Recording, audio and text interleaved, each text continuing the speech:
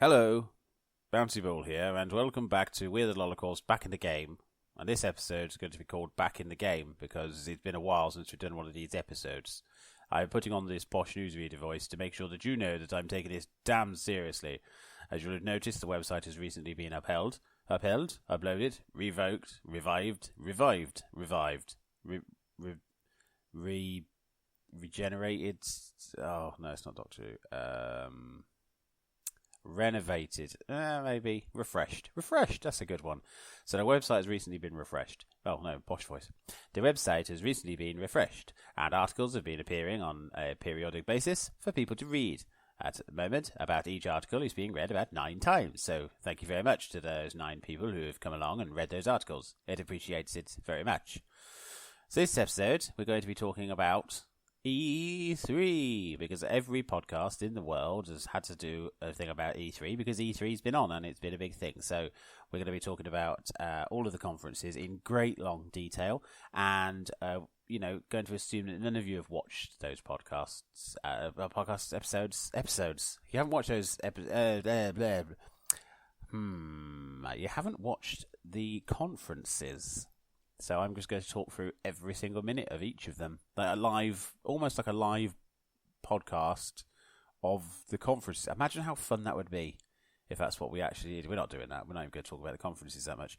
E3 is one of those things that gets so much coverage that it becomes almost essential to cover it, but also absolutely pointless because it's the one bit of information everybody kind of understands and knows. If I came out right now and said, hey, did you know at E3 they announced that Shadow of the Colossus is being remade from the ground up? You'd all go, yeah, we did know that because we're the sort of people that listen to gaming podcasts. And then I'd go, oh, I'm redundant again. What am I going to do? And that is the difficulty, isn't it? That is the difficulty when putting together a podcast to talk about things that are relatively kind of widespread in knowledge. So we're not really going to talk about much of E3. I enjoyed it this year. I took time off work to watch them all. It was nice. Ubisoft were great. Nintendo were great. But on the whole, it's just E3, isn't it? It's just more stuff of more stuff. I suppose the biggest thing really was the Xbox One X, which I have no personal issue with. I don't understand the ragging on the console, to be honest. I mean, 450 quid for a console is a lot of money, but then £110 for an Elite controller was a lot of money, and that sold a few. So, I think there's a market for it. Make it for it. What can you do? In other news, non-E3 related, I've been playing more games recently. I've, as you know, I'm on my own for this episode because Rob's very busy at the moment. He's basically been hired by the Royal Navy to test battleships by hitting them with cricket bats. So, or something like that. He did tell me something. It was something cricket related, and I'm sure the word Navy was mentioned. But he will be back for later episodes, I'm sure. But in the meantime, obviously, last time we did these, I was talking about how my health was pretty poor, and my health is still pretty ropey. It's been a very, very difficult year, really. I think that's the fairest way to say. And podcasting is something that I wanted to get back into, desperately wanted to get back into, and I just haven't had, physically couldn't sit down and do it. So apologies to you who have been demanding episodes. It's not much fun knowing that people want to hear your thoughts on stuff, and actually the only thoughts that are going through your head are, oh my God, when is this insufferable pain and misery going to end? And yeah, so I won't go into too much detail, but long and short of it is I've been incredibly low ebb, probably the lowest I've been in my life, and that's been quite challenging. So video games, I just couldn't sit down with them. I could play a game like Regency Solitaire, play card games, could play little things like that, but I just couldn't play a proper game through. This morning I finished Titanfall 2, started it yesterday, finished it today. Haven't played it. I bought it release, couldn't sit down and play it, which is weird really when you think paying full whack for a digital download copy. But hey, that's how it goes sometimes when you're very depressed. You buy something with the intention of using it, and then it just doesn't work out like that. So played Titanfall 2 all the way through. Thought it was alright. It was good. Bit abrupt ending. Kind of felt like there was a setup for either a DLC story mode, which may have come out. I don't know. I've not really looked into it. But yeah, other than that, I enjoyed it. I like being thrown around by a giant robot, and I liked getting the tracking gun from the first game at the end of the film. At the end of the game, it's like boo boo boo, pew pew, pa pa pa, heads popping off. It was great. Also played all the way through the first Dishonored again, ahead of Dishonored 2, which is still sat with the cellophane on. So hopefully I'll be starting that this week. I can't even remember what I've been playing through. I've been trying to get through as much as possible recently. I'm just trying to sort of play catch up, picking up a few indie games along the way. Snake Pass, I was sent a review copy of Snake Pass, and it is a very, very good looking game and very, very difficult learning curve, and that is not a criticism, although some people have criticised it for that. Looking like a children's game but playing like an adult's game seems to be some source of criticism. I disagree. I think the people who would buy Snake Pass are the sort of people who had a Nintendo 64 and actually quite like to be challenged. Physics of a snake are difficult to comprehend, but there you go. I cannot join the bandwagon of people who rag on that game.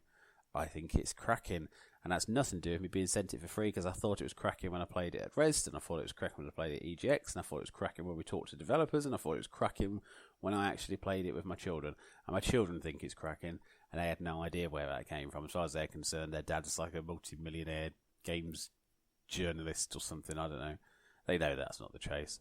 I think they just know it's best to pretend and play along. Why is there always an aeroplane flying by? You might not hear that in the background, but there's a lot of aeroplanes flying around at the moment. I'm recording this just as the Queen gives her Queen's speech at Parliament, and I can't help but think that we've just gone to war with Europe, but I'm not going to look that up while I record. Other news, tabletop gaming, starting to get a bit more into that again. Was into it in the sense of I've put a lot of financial investment into it.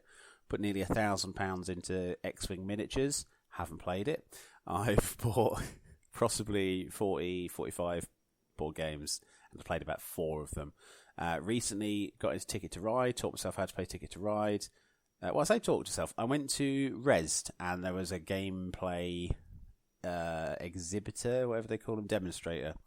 And I said, "Have you got Ticket to Ride?" And he said yes, and he took me over there and I played it, and I beat him by 5 points, and he was quite annoyed.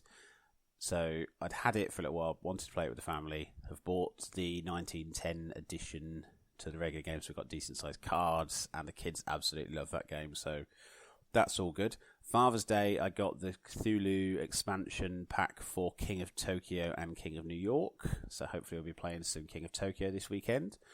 And I've also had a whack at the Ghostbusters board game. Well, the first one, the second one was due out in August, I think. And it plays quite similar to Zombicide, but with Ghostbusters. I don't think we played it properly, but the scenario we were given, we played it to the best of our ability. We absolutely destroyed it. But I have a feeling we may have cheated a little bit or missed out some of the rules on there. So details of all of those, I'm going to be putting little reviews up on the website of those, and they'll be sort of based around, we'll put on what the scenario was, and then I'll sort of have a little write-up of how it went on, because apparently that's what's popular these days. People like hearing about how games play out, so if that's what you guys want, that's what you guys will get. So the podcast itself, hopefully the plan at the moment is to do a fortnightly podcast.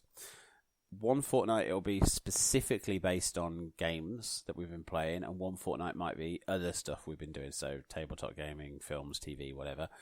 That might not actually be the plan. As you know with me, I tend to have good ideas, or not necessarily good ideas, I have ideas, and set aside time to put that into place, and then it doesn't necessarily work out. It's never an intention to let you guys down. It's just real life can be a bastard sometimes. In other news, went to see, and that was a bit of a clue, I went to see Count Arthur Strong live on stage. One of the funniest stage performances I've seen in a long, long time. If you've seen the TV show, but never heard the radio show, please do listen to the radio show, because the radio show is far, far, far superior, a far darker version of Arthur, far angrier version of Arthur. But stage show sort of sits somewhere in between, and he revived his Tiny King Tut ventriloquist act along with Sulky Monkey for the show, which made me very happy indeed. So that's something else I'm going to be doing a bit more on the podcast, is actually going to live shows and then reporting back on those, because stand-up comedy is my third biggest passion behind movies and games. You might not know this, but it is, and I have a huge collection of stand-up shows, and I try and get to as many as possible. I haven't been out to as many live as I would have liked because of medical reasons. It makes it very difficult to go out sometimes, so I can sometimes be stuck in a house for every day off I've got. I'll go to work and it will seem like all of my anxieties will just evaporate and I'll be able to go into work mode and work's fine.